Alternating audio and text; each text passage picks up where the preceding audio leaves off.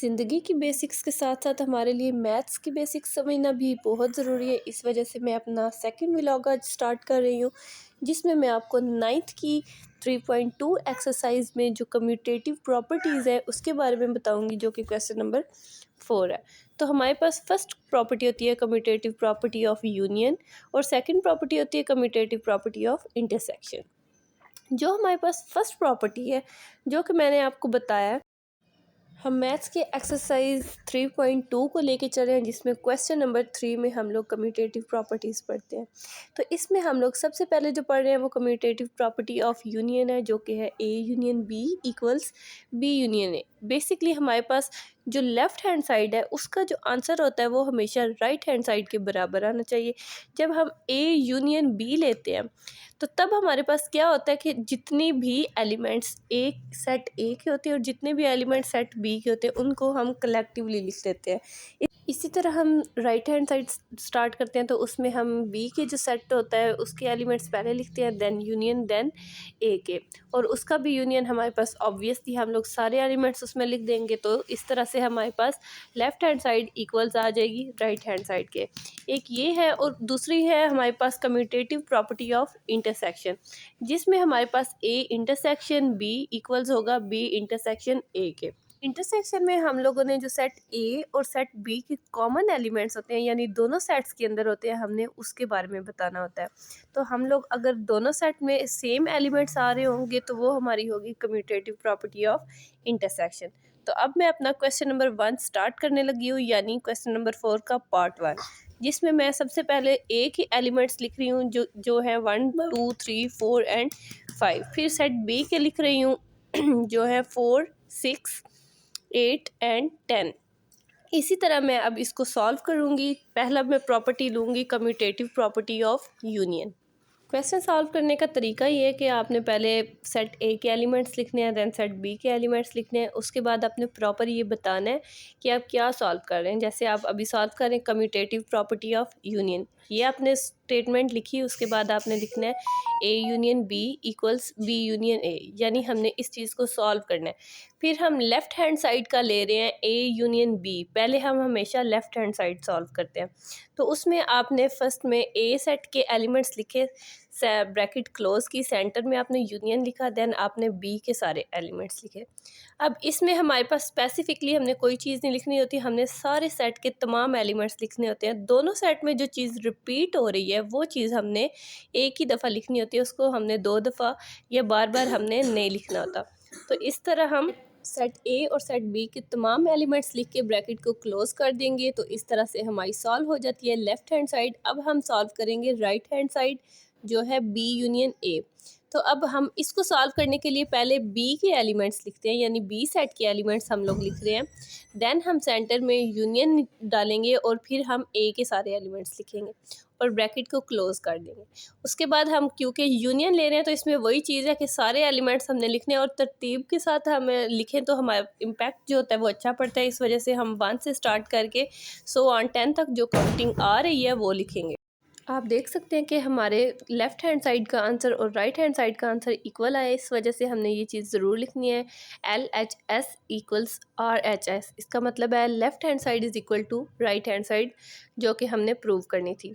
Next हमारा है commutative property of intersection. इसकी भी हम लोग सबसे पहले स्टेटमेंट लिखते हैं कम्यूटेटिव प्रॉपर्टी ऑफ इंटरसेक्शन, क्योंकि हर चीज़ को हम लोगों ने बयान ज़रूर करना होता है। इसका पेपर पर बहुत अच्छा इम्पैक्ट पड़ता है।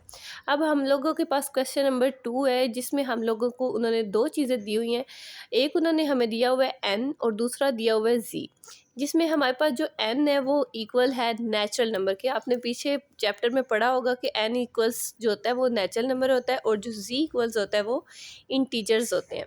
तो जो हमारे पास नेचुरल नंबर होते हैं वो 1 से 100 जितनी काउंटिंग आ रही है वो सारी की सारी हमारे पास नेचुरल नंबर की होती है। तो जब हम इसका सेट बनाएंगे तो हम लोग 1 2 3 4 या आगे जितनी भी आप लिखना चाहिए, उसके बाद ये डॉट डॉट का मतलब होता है कि ये आगे कंटिन्यू है, ठीक है। उसके बाद हम इंटीजर्स लिखेंगे। इसमें हम एक चीज़ स्पेसिफिकली लिखेंगे, वो है प्लस माइनस, ठीक है, +-1 +-2 +-3 एंड सो ऑन। तो इसको हम सॉल्व करेंगे। अब जो मैंने क्वेश्चन नंबर 1 सॉल्व किया है उसमें आपने देखा होगा कि मैंने सॉल्व किया था यूनियन। इस वजह से अब मैं जो कर रही हूँ उसमें मैं आपको इंटरसेक्शन करके दिखाऊंगी, जिसमें अगर आप इस तरह से लिखते हैं कि A intersection B equals B intersection A, तो ये चीज़ आपकी टोटली रॉन्ग है। आप इस चीज़ को बिल्कुल भी इस तरह से मेंशन नहीं करेंगे। क्यों? क्योंकि उन्होंने आपको सेट के क्या नाम दिए हुए, एन एंड जी। तो हम लिखेंगे N intersection G equals G intersection N. तो ये हमारी करेक्ट स्टेटमेंट होगी। तो अब सबसे पहले हम लोग इंटरसेक्शन क्योंकि फाइंड कर रहे हैं, तो हम लेफ्ट हैंड साइड का इंटरसेक्शन फाइंड करेंगे जो है एन इंटरसेक्शन जी। इसमें हम लोगों ने सबसे पहले नेचुरल नंबर्स लिखे, उसको हमने ब्रैकेट किया, देन हमने इंटरसेक्शन का साइन डाला और फिर हम लोगों ने इंटीजर्स लिखे जो कि +-1 +-2 +-3 एंड सो ऑन, यानी इसकी काउंटिंग आगे रुक नहीं रही, ये आगे सो ऑन चलता जा रहा है। अब आप लोग देख रहे हैं कि हम इंटरसेक्शन ले रहे हैं, तो इंटरसेक्शन में जो दोनों सेट में कॉमन चीज़ होती है, जो सेम चीज़ होती है, जो सेम वैल्यूज़ होती है, हमने वो लिखनी होती हैं। तो इन दोनों में सेम क्या है, अब हमारे पास जो नेचुरल नंबर है वो सारे के सारे पॉजिटिव होते हैं, ठीक है, प्लस वाले होते हैं, लेकिन जो हमारे पास इंटीजर्स होते हैं वो माइनस वाले होते हैं। तो हमारे पास दोनों में कॉमन चीज़ ये आ रही है कि जितने भी पॉजिटिव एलिमेंट्स हैं, यानी 1 2 3 4, वो सो ऑन हम लोग लिख देंगे। तो ये हमारा आंसर होगा लेफ़्ट हैंड साइड का, ठीक है। उसके बाद हम लोगों ने ये चीज़ मेंशन करनी है कि हम लेफ़्ट हैंड साइड को सॉल्व कर चुके हैं, एंड देन आप लोगों ने हमारे पास क्या सॉल्व करना है, राइट हैंड साइड जो है इंटीजर्स इंटरसेक्शन नेचुरल नंबर्स। तो राइट हैंड सॉल्व करने के लिए सबसे पहले हम लोग लिखेंगे इंटीजर्स, देन हम लोग उसमें +-1 +-2 +-3, ये चीज़ आपने ज़रूर मेंशन करनी है, क्योंकि इंटीजर्स में अगर आप प्लस माइनस नहीं लिखेंगे तो ये चीज़ फिर वाज़ेह नहीं होगी। इंटरसेक्शन डाला, देन आपने नेचुरल नंबर्स लिखे और ब्रैकेट को क्लोज़ कर दिया। अब इसमें आपने जो चीज़, अब देखें इस सेट में भी तो दोनों में एक ही चीज़ कॉमन है कि वो हमारे पास पॉजिटिव जो नंबर है वो है। तो आपने इसका आंसर 1 2 3 एंड सो ऑन लिख देना, क्योंकि माइनस वाले में कुछ भी कॉमन नहीं आ रहा। तो आप देख सकते हैं कि हमारी राइट हैंड साइड का भी आंसर वही आया है जो लेफ़्ट हैंड साइड का आंसर आया है। तो आप स्टेटमेंट लिख देंगे left hand side equals to right hand side. इस तरह हमारा आज इंटरसेक्शन और यूनियन का ये क्वेश्चन कंप्लीट हो गया। अब हम क्वेश्चन नंबर 3 कर रहे हैं, जो कि मैं आपको उसके बारे में ब्रीफ कर दूंगी।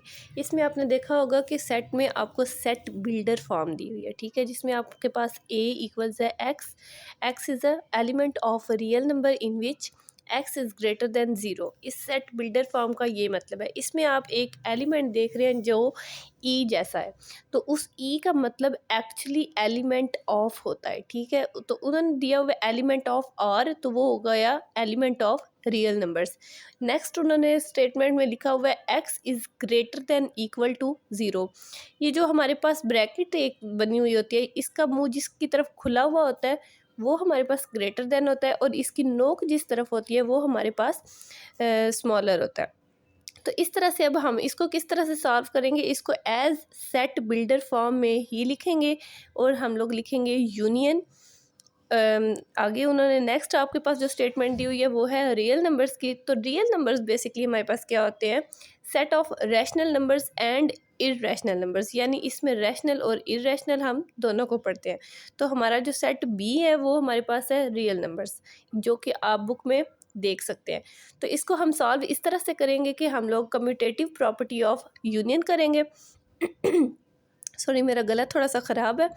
तो हम लोग कम्यूटेटिव प्रॉपर्टी ऑफ यूनियन को सॉल्व करेंगे, और हम लोग A union B union A लिखेंगे। अब हम इसको सॉल्व कर रहे हैं तो इसको एज सेट बिल्डर फॉर्म में लिखना है। देन आपने यूनियन का साइन डालना है और आर लिखना है। R is for real numbers, जो कि उन्होंने हमें सेट बी दिया हुआ है। और देन हमारा जो आंसर होगा वो सेट बी ही होगा, यानी रियल नंबर्स ही होगा, क्योंकि दोनों में हमें उन्होंने ये बताया कि हमारा जो आंसर है, सॉरी, दोनों में क्या है, रियल नंबर्स है, और इनके आसपास ब्रैकेट लगाना बहुत ज़रूरी है। इसी तरह अगर हम इंटरसेक्शन ले रहे हैं, इंटरसेक्शन का भी आंसर सेम ही आएगा, क्योंकि आपके पास सेट ए और सेट बी दोनों में ही रियल नंबर्स दिए हुए हैं। तो दोनों में जो सेम चीज़ आ रही है, जो कॉमन चीज़ आ रही है, वो रियल नंबर। तो आज के मेरे क्वेश्चंस कंप्लीट हो गए हैं। मिलते हैं नेक्स्ट व्लॉग में। मुझे उम्मीद है आपको मेरे आज के व्लॉग की समझ आई होगी। अगर मुझसे कोई गलती हुई है तो आप काइंडली मुझे बता सकते हैं, और मेरे चैनल को लाइक करें, सब्सक्राइब करें और शेयर करें, ताकि मैं आपको इस तरह की मज़ीद और वीडियोज़ बता। तब तक के लिए अपना ख्याल रखें। अल्लाह हाफिज़।